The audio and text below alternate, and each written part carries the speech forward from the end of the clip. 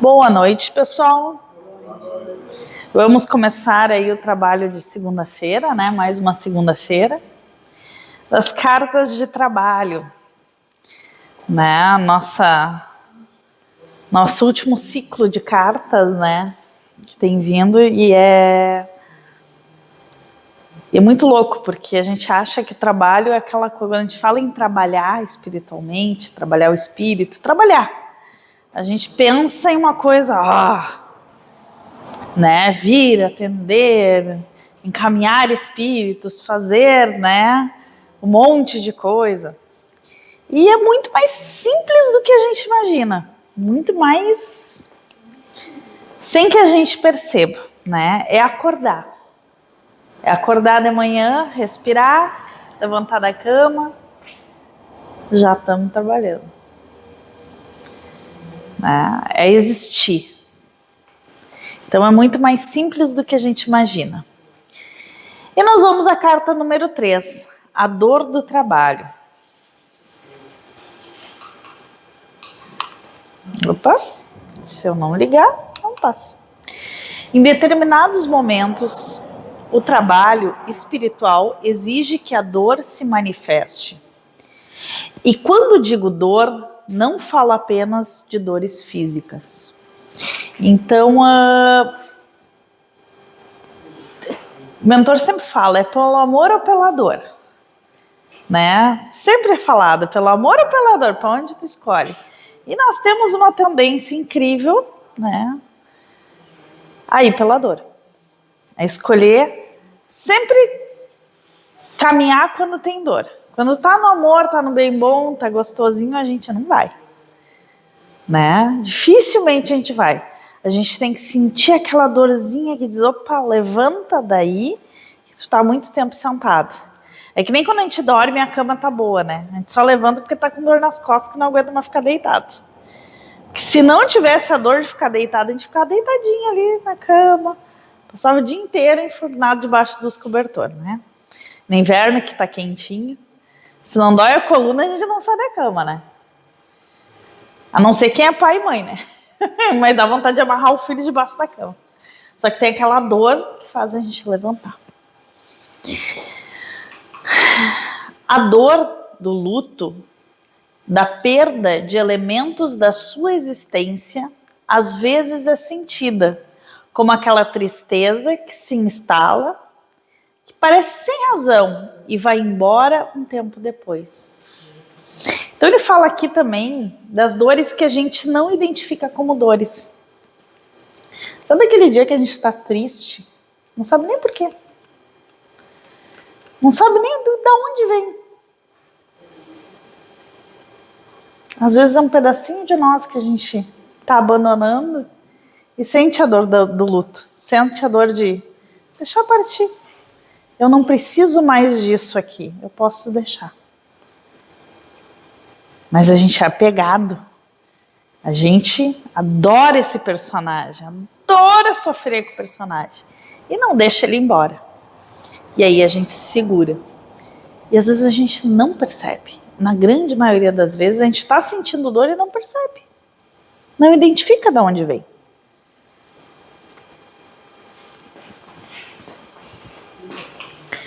Difícil de perceber e entender, pois ao longo das idas e voltas, os pedacinhos da humanidade vão nos abandonando sem que percebamos.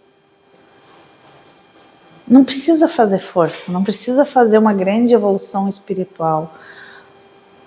Subir o monte no Tibete e fazer anos de meditação. Existem pessoas que necessitam, existem. E tem uma clareza maravilhosa, com todo respeito. Mas não é necessário para outros.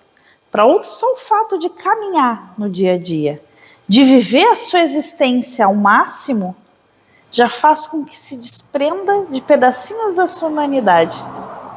Vá se desprendendo da sua ilusão. Aceitar o personagem. Esses dias eu estava conversando com o mentor, porque eu pedi para trabalhar a culpa. E aí me foi retirada a vesícula, teve todo um trabalho, porque eu pedi que fosse express, né? Eu não queria esperar, então toma uma porrada de uma vez só, né? Abre mão de um pedaço. Foi um pouco mais simbólico eles tirarem a minha vesícula, foi um pouco mais simbólico. Para que eu percebesse através da dor. Ele disse, tu vai ter essa dor, tu vai sentir essa dor para que tu lembre o preço que tu tá pagando pela tua escolha, pelo teu sofrimento. Tu quer sofrer, tudo bem, mas tu lembra da dor. E essa dor vai te lembrar para sempre o qual preço tu pagou por escolher sofrer. Eu disse, tudo bem, vambora. Passei todo o processo e agora eu estava conversando com ele e aí eu disse para ele, é engraçado, né? Porque de certa forma algumas coisas, depois de passado 4 anos aqui dentro, eu olho para o meu personagem e consigo aceitar com um pouquinho menos de crueldade do que eu aceitava antes. Antes eu era muito cruel comigo, eu continuo sendo, né? Eu continuo me julgando de forma meio cruel. Eu sou extremamente ríspida comigo mesma e acabo sendo com outras pessoas. E eu me julgo bastante. E acabo julgando os outros também, apontando muitos deles. Então, o que acontece?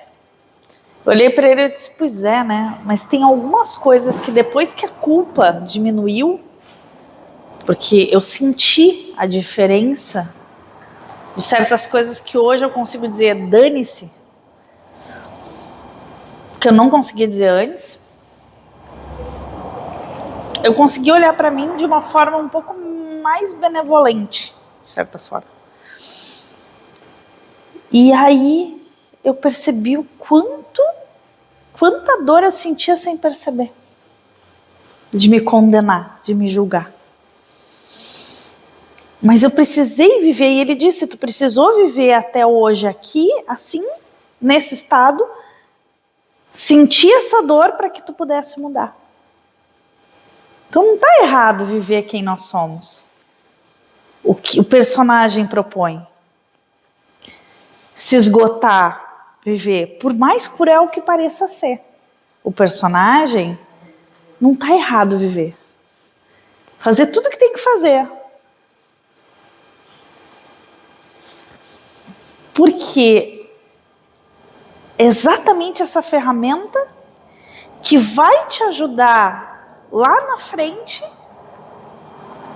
a poder olhar para trás e dizer, bom, eu vivi até aqui nessa dor. Agora eu preciso realmente dessa dor? Pois é, eu aguento mais um tempo essa dor? Eu quero viver com essa dor? Não. No momento em que eu tenho maturidade suficiente, eu consigo olhar para aquilo e dizer, bom, agora chega, eu quero mudar. É como se tu preparasse a terra para uma semente. Que se tu jogasse a semente na terra que não está pronta para receber, ela não vai germinar. E o que a gente usa para adubar a terra? Geralmente. Tudo aquilo que é excretado, né? Por animais, né? Então, tudo aquilo que a gente considera monstruoso na gente, é todas as, vamos falar, desculpa a palavra, mas as merdas que a gente planta, né? Adubam a terra para que as sementes que realmente têm que ser plantadas e crescer tenham um solo fértil para que o espírito possa fecundar, possa germinar ali e criar flores bonitas. O humano, a humanidade, as cacas da humanidade que a gente carrega, essas verdades, essas coisas que a gente vive dizendo, não tem que se desprender desses pilares, tem que soltar, realmente tem que soltar, mas para soltar tu tem que viver. A entidade veio segundo, a gente já disse. Eu acho que eu tenho que armar mais 3 vezes, porque tem 3 personagens ou 3 existências que eu não tive. E eu quero saber como é. O Zé. Poder falar sobre. Porque senão é teoria, né? Nunca vivenciou, como é que tu vai falar sobre? Então, a gente, o espírito tem que estar experienciando as existências para entender. quer prever, senão que quer. É. Senão eu não tenho como falar desse coisa. E a amorosidade fala disso. Exemplo. E daí também disseram, como falou, que a maioria dos espíritos vão passar por tudo, e daí não vai poder apontar para o outro. Ah, tu fez isso, tu matou não sei quem, tu roubou não sei quem. Eles vão puxar tua ficha, tu fez tudo também. Então fica. E não tem santo e não tem. Esses dias eu tava brigando. Esses negócios de política que eu adoro brigar, né? Adoro discutir. Aí, é que eu não consigo segurar a língua, né? Que é as paixões que a gente não consegue. Tava eu brigando. E aí eu fiquei parada olhando. Teve uma hora que começou o tatatá e tatatá. Eu parei, fiquei olhando, pensando. No meio da briga eu fiquei pensando. A pessoa me olhou, o que foi? Aí eu disse assim, não, nada, você tá me dando conta de uma coisa. Nesse meio tempo me veio, né, me entregaram o seguinte pensamento. Pessoa, tu tá brigando por quê? Tu tá condenando um comportamento que até pouco tempo atrás era teu. Porque se não me engano muito, algumas encarnações passadas, tu fez exatamente o que tu tá dizendo que é monstruoso agora. E aí? Vai condenar quem, Zé Mané? Tu tem realmente moral para condenar alguém? Tu já fez coisa pior. Se tu quiser, a gente te lembra. Aí eu disse, não precisa. Vai ficar quietinha, para de apontar o dedo pros outros, que é melhor, né? Que eu já devo ter feito coisa bem pior na vida. Até onde me contaram outro dia, eu fiz coisa bem pior. Então, para. Mas é engraçado, porque a gente, dominado pelo ímpeto, pelas paixões, né? Pois é, né? Se a gente for partir do princípio que o outro sou eu, em outro momento da encarnação, não, vou ficar brigando contigo mesmo. Tu tá batendo boca contigo mesmo. Tu tá dizendo pra ti mesmo que não pode fazer o que tu tá fazendo. Faz sentido? Não faz sentido. E a gente só se quebra e só fica doente. Brigando com a gente mesmo. E se enchendo de culpa. Choros sem motivos aparentes. Choros sem motivo aparente, tristeza e dor fazem parte do que escolhemos passar e do que se faz necessário para que caminhemos. Então faz tudo parte, tudo que é necessário, nada fora do necessário. E muitas vezes essa dor não é só choro, é aquele tapa que a gente levou na orelha, que a gente diz, ai, foi sem querer, ai, porque eu não mereci. Mereceu. O mentor me disse assim, cara, tu sabe o porquê da tua vesícula, né? Porque na hora que o cara me disse assim, tu tem uma pedra na vesícula, veio o apito. Nem sempre vem, né? Mas veio o apito. É tua culpa.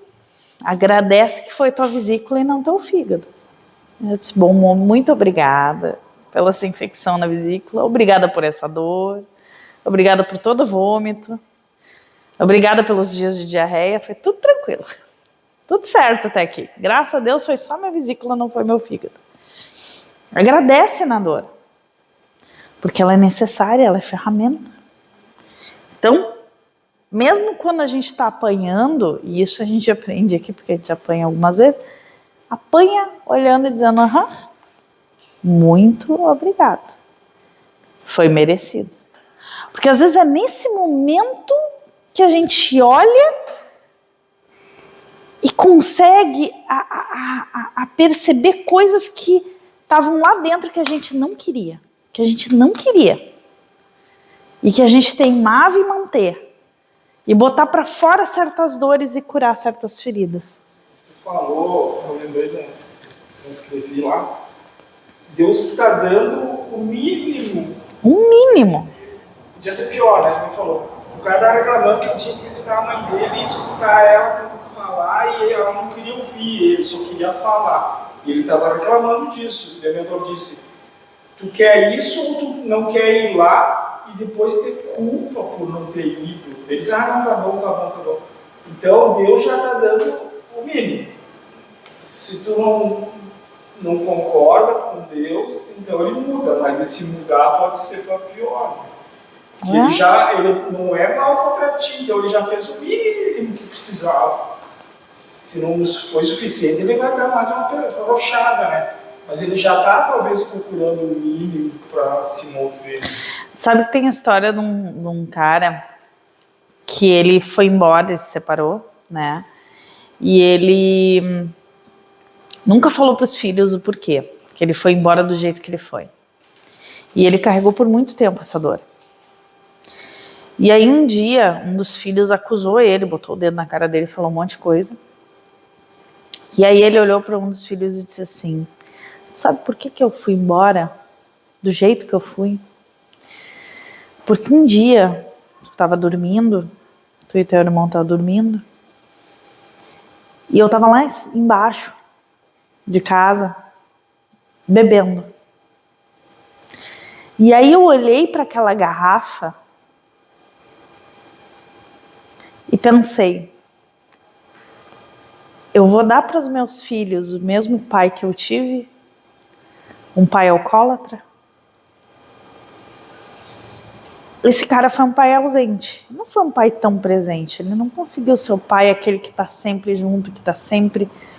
Ele sumiu por um bom tempo depois disso. Mas, na ausência dele, ele presenteou os filhos com a falta de um pai alcoólatra. Porque ele não foi beber. Ele preferiu não estar presente bebendo, estar presente, né, bebendo, ou estar ausente não bebendo, não expondo os filhos a ter que estar correndo atrás, a ter que estar... Ele teve essa opção e ele optou pelo mais difícil, que doeu mais nele, viver longe dos filhos. Porque ele não queria que os filhos tivessem que passar pelo que ele passou. Foi o melhor que ele poderia ter dado. E os filhos só foram entender depois, quando estavam adultos. Então, às vezes, a gente olha para a pessoa e diz assim, tu fez isso comigo. Mas talvez aquela pessoa te poupou de outras coisas tão piores que poderiam ter acontecido, que tu tem que agradecer que a pessoa fez. A gente pensa mal da pessoa, sempre dita a ela os motivos pelo qual ela fez aquilo. Mas os motivos dela te beneficiaram muito. E te auxiliaram a ser quem tu é. Então a gente tem que ter muito cuidado quando levanta o dedo. Procurar não levantar o dedo. Porque por mais que nos doa, geralmente a gente levanta o dedo quando dói. Para apontar o outro quando dói na gente.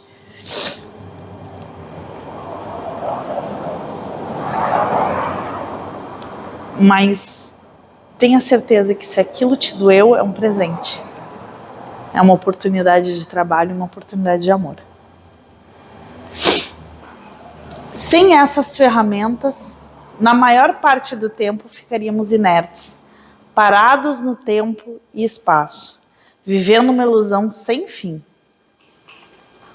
Não somos filhos da ilusão, somos filhos de um pai que deseja o nosso retorno ao que somos e à vida que ele nos propicia. Então o pai quer que a gente retorne à nossa forma, a nós mesmos, a ser, porque ele apenas é. Nós não somos filhos de ilusão. Nós não nascemos de uma ilusão. Nós nascemos a partir de um pai que vive e que nos propicia vida, liberdade. Nós somos filhos da liberdade. Não trabalhar só a matéria para deixar mais. Outros trabalhos para você. A matéria é importante, porque ela é uma ferramenta. Se ela está aqui, se o pai criou ela, criou porque é importante como ferramenta. Mas é só isso, uma ferramenta. Não dê mais valor à ferramenta do que ela realmente precisa. Dê valor à ferramenta. Agradeça a ferramenta que recebeu. Use-a. Mas não acredite que a ferramenta é você. É diferente. Ser quem Ele nos enviou para ser faz parte desse processo. Esgotar as oportunidades que Ele nos deu através da ferramenta que hoje habitamos. Então esgote essa ferramenta. Aproveite essa ferramenta. Vai até o fim. Porque no momento em que essa ferramenta se findar, o bicho pega. Porque aí não tem limite de carne. Aí o pensamento é a tua realidade. E a tua realidade voa. E aí é muito mais difícil.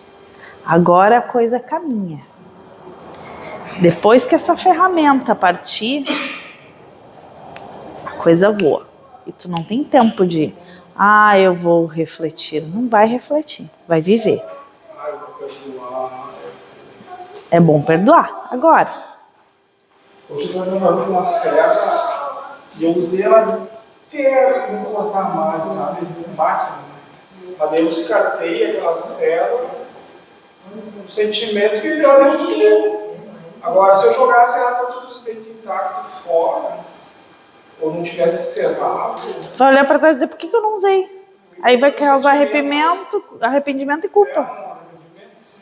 Então, descartando ela com bagaço, pelo menos foi usado o que deu, né?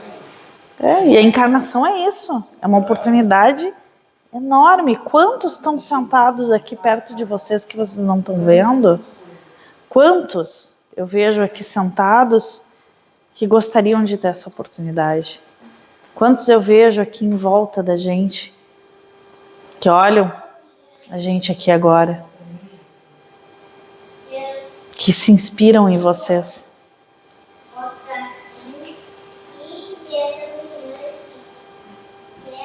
Que encontram a sua lucidez através do exemplo que vocês dão. Todos nós damos. E que gostariam dessa oportunidade de reencarnar e estão esperando a sua vez. E nós estamos aqui agora, nesse momento. E é o momento de realizar. De ser quem se é, sem culpa. Dane-se. Esgote-se. Descubra quem você é. E com tudo que te foi dado, passe por seus lutos e suas lutas, dores, tristezas e alegrias. Passa por tudo, vive tudo que tu tem para viver. Só depois desse esgotamento estará livre para viver plenamente o vazio da existência inumana do espírito.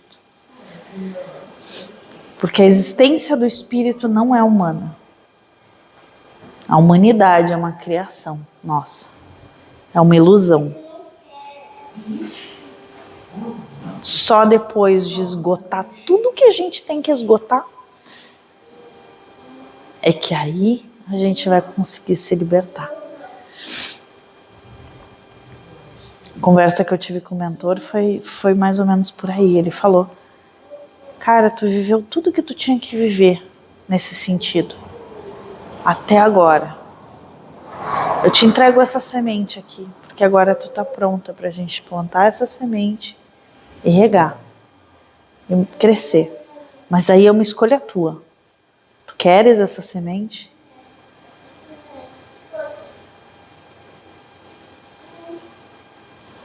Mas para isso eu tive que viver anos submerso em muita coisa. E ele fala para mim sempre da minha arrogância, da minha intolerância, das minhas mentiras, da minha hipocrisia. O quanto eu vivo submersa nelas. E o quanto elas são necessárias para que eu desperte, para que eu amadureça. para que eu possa chegar aqui na frente e falar delas. Sem culpa.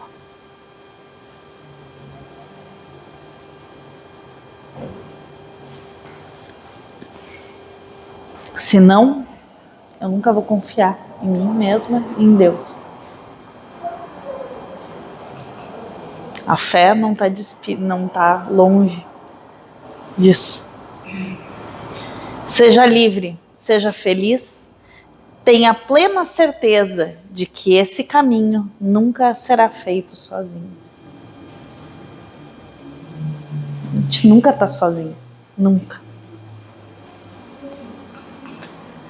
Estarei com você a cada segundo, em alguns momentos sua dor será a mesma que a minha, e juntos derramaremos as lágrimas necessárias.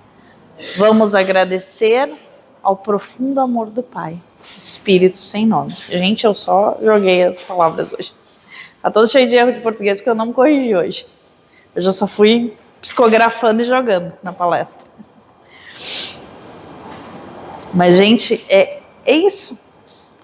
E as nossas dores, quando elas se afinizam, hoje ele estava me falando, o Espírito que veio, ele disse assim, as nossas dores convergem.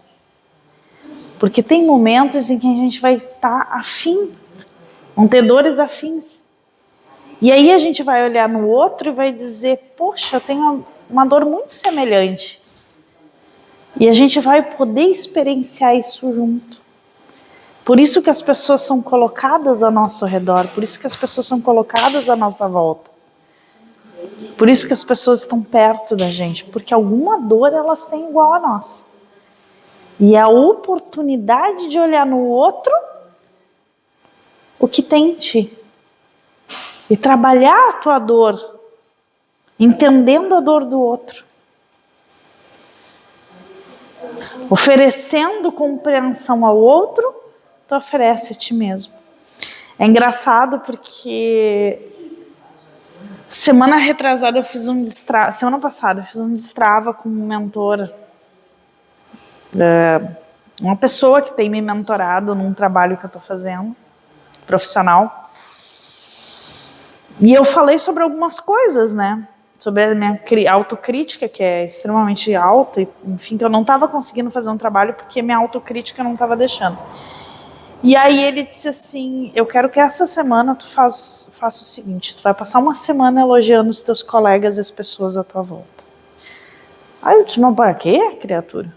Aí ele disse assim, garanto que tu é uma pessoa extremamente rigorosa, extremamente crítica com o trabalho. Tu é chata de trabalhar. Eu disse, sou. Eu sou um pé no saco de trabalhar, porque eu sou detalhista no meu trabalho. Aí ele olhou e disse assim, então tu vai começar a elogiar. Elogiar teus colegas. Porque cada vez que tu elogiar os teus colegas, tu vai nutrir em ti um pouco menos de autocrítica, um pouco mais de amor por aquilo que tu faz e um pouco mais de compreensão contigo mesmo e com os teus erros. E aí foi engraçado porque quando eu conversei com o mentor me disse absolutamente a mesma coisa.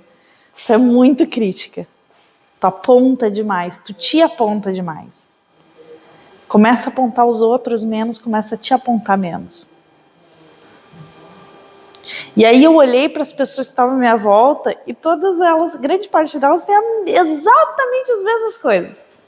Somos todas pessoas extremamente críticas. E aí eu disse, poxa, como a gente se aproxima das pessoas parecidas, né? Com as dores parecidas. E que estão vivendo esse momento. E todas nós estamos insatisfeitos no mesmo ponto. E a gente está procurando trabalhar o mesmo ponto. E aí eu parei e disse, poxa, eu tenho um laboratório na minha frente e não estava vendo. Olha que baita oportunidade de olhar. Já ao invés de criticar, começar a trabalhar minhas dores olhando para aqueles que estão à minha volta. E elogiando eles. A gente não tem que se magoar, mas se o outro só condena, que nem hoje um líder lá pediu, já chegou a coisa, eu disse, Não tá vindo, eles não fez assim. Mas não dependia de mim. A empresa estava brincando, o motoboy ia coletar. Daí, claro, eu não posso ficar me magoando.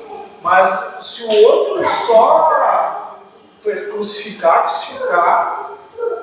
ele vai ser um chato, porque tu não vai querer conversar, porque tu vai falar, o cara vai condenar. É que tu não precisa conversar, mas tu pode sim não odiar. Não ficar atacando pedra, sabe? É o jeito da pessoa. Mas quando eu estiver no lugar dele, em vez de eu ficar... Isso pode aprender. Filho, ainda faço, né? E só menosprezar. Depois, às vezes, chega a mulher complexo. E será que ele não se menospreza também? É. Que a pessoa começa a se sentir menosprezada. Mas é o jeito também dele fazer o que é. Olha, eu me protegendo, porque isso me causa dor pra caralho. Falar disso dói.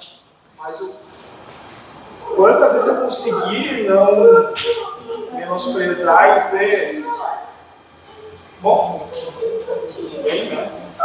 Quanto céu pode se virar aquele inferno? O que eu faço? O que eu vou fazer? Né? Depois a pessoa nem precisava que aquela mercadoria chegasse no tempo. Era só para chegar. Isso aqui é reclamar, né? Bom, o Eduardo disse que eu vivo reclamando de tudo, né? Então, às vezes só para reclamar. É o que eles dizem, o outro é o outro. Mas a gente refletir o quanto a gente reclama, às vezes, sem necessidade. É? Porque não está fazendo diferença nenhuma, Eduardo. Chegar no tempo que chegou, a qualidade que quer. E tu sabe, Lindomar, que é engraçado, porque agora, depois de 7 anos de casamento, né? Eu e o Eduardo se olhamos, nós nos olhamos antes, a gente se matava a pau. Aí agora a gente começa a rir no meio das brigas, porque um olha pro outro e diz, exatamente que nem tu faz. Aí o outro, eu faço sim, mas tu também faz. E aí a gente começa a rir, porque é os dois palhaços, né? Os dois fazem exatamente a mesma coisa, os dois reclamam exatamente da mesma coisa. E aí a gente acaba rindo, porque os dois babaca, um reclamando do outro, fazendo exatamente a mesma... E às vezes usando exatamente até as mesmas palavras para reclamar. E aí a gente se olha e diz, tá fazendo, Aí esses dias o Eduardo, não sei o que ele fez, eu digo, tu reclama quando eu faço assim? Ele disse, é só para te sentir como é que eu me sinto. Eu digo, vai te catar. Aqui, ó, olha o cutucão. Daí no exemplo do reclamar, o quanto triste ficam os dois, né? Aquele que reclamou, se ele ficou triste por alguns instantes, e aquele que escutou a reclamação dele, o quanto ficou triste por alguns. Daí o dia do cara é feito de pequenos instantes. E daí no final do dia tem um balanço lá que foi mais triste do que feliz. E tu tá podre de cansado de tanto brigar. Besteirinha. Vou dizer que assim, ultimamente eu tenho me sentido até menos cansada. Eu tô cansada hoje, eu tô exausta. Mas, porque eu forcei muito no final de semana mesmo, mas foi uma questão física. Agora, mentalmente, nos últimos tempos eu tenho rendido mais e tenho estado menos cansado, porque eu tenho discutido um pouco menos. Isso que eu não tenho discutido, ainda não parei. Mas vai dizer que não sente um pouco menos de cansaço mental. Se não acerta uma, a gente acerta todas. Então, quero lutar com o homem, é a certeza que vai apanhar. A hora que tu chega e diz assim, tá, tudo bem, faz do jeito que tu quer. Esses dias o Eduardo tava brigando com a minha mãe, daí os dois se bicando, porque os dois se adoram se bicar, né? Aí, eu olhando assim dele, tu não concorda? Eu digo, não sei, eu tô com preguiça. Vocês vão continuar fazendo... Há 3 anos vocês fazem as mesmas coisas, vocês dizem as mesmas coisas e vocês brigam pelas mesmas coisas. Vocês acham que eu vou brigar? Caso do meu filho, né? Tudo que envolve o Miguel, os dois sempre estão... Aí eu só olho e digo assim, tá. Não adianta brigar. Já briguei bastante sobre meus assuntos, já falei. Não vai mudar. Sou eu que vou ficar sem energia, sou eu que vou ficar brigando, depois vou me sentir culpada por ter brigado. Vale a pena? Não. Então, eu já nem tô. Tem coisa que eu já olho e digo, não toca nas minhas dores, então tá tudo certo. E o Eduardo fica, eu digo, tu vai ter um infarto. Hoje eu disse pra ele, tu vai ter um infarto. Ele, vou ter mesmo. Eu disse, Jesus, que bom que tu sabe, né? Mas ele já vai pagando plano funeral, porque desse jeito desencarna, a criatura vai explodir teu coração. Pessoa. Eu sou quase todo sábado e os meus filhos estão dormindo, que eu sou até tarde. Ele diz, o certo é acordar cedo. E não sei se ele sofre com esse reclamar dele. Só que nunca mudou. Daí, esse fim de semana exclusivo, nós fizemos os filhos acordarem e cumprimentar ele. Porque ele não vem de tarde quando eles estão acordados, ele vem em um horário que eles estão dormindo. E ainda reclama quando eles estão dormindo. Daí tinha um lá que fazia 3 anos que ele não via. Ele sempre veio lá. Mas o guri estava dormindo de porta fechada, ele tranca a porta por dentro. E ele não via o neto dele. Ele disse que se eu te encontrasse na rua, eu não te reconhecia. Mas eu vejo que uma coisa bem louca, né? Ele vinha nos visitar das 8 às 10, tipo, cronometrar a coisa, falar as mesmas coisas. E o certo é acordar cedo, mas o errado deles não matou eles ainda. Estão vivendo igual. E nem eu vi ele reclamar disso. Ele que sofria pela situação e os culpados nem sabiam, estavam dormindo. Estavam dormindo, estavam relaxando. Então, quem sofre é o que reclama. Outros, se ele se incomodar com a reclamação desse primeiro. Senão, o primeiro que gerou o problema, que fica com a criança, se o outro não quer pegar a criança. Fica contigo e embala. Tu vai sofrer pelo dos outros, e aí é um problema teu. Aquilo ali é teu. Até que tu ponha a dona. É uma escolha. E aí, o que tu vai escolher?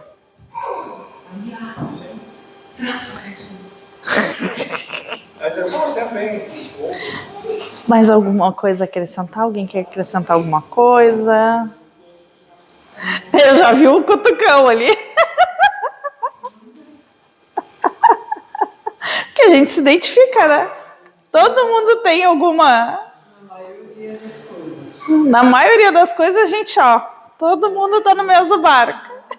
Ninguém tá sozinho. Quando a gente acha que tá sozinho, a gente encontra outro igual. Não igual, mas muito semelhante. Apesar do Eduardo, a gente só não é igual na aparência, porque o resto... tem muita coisa muito certinha, assim, que usa até as mesmas palavras. Aí dá uma raiva ainda.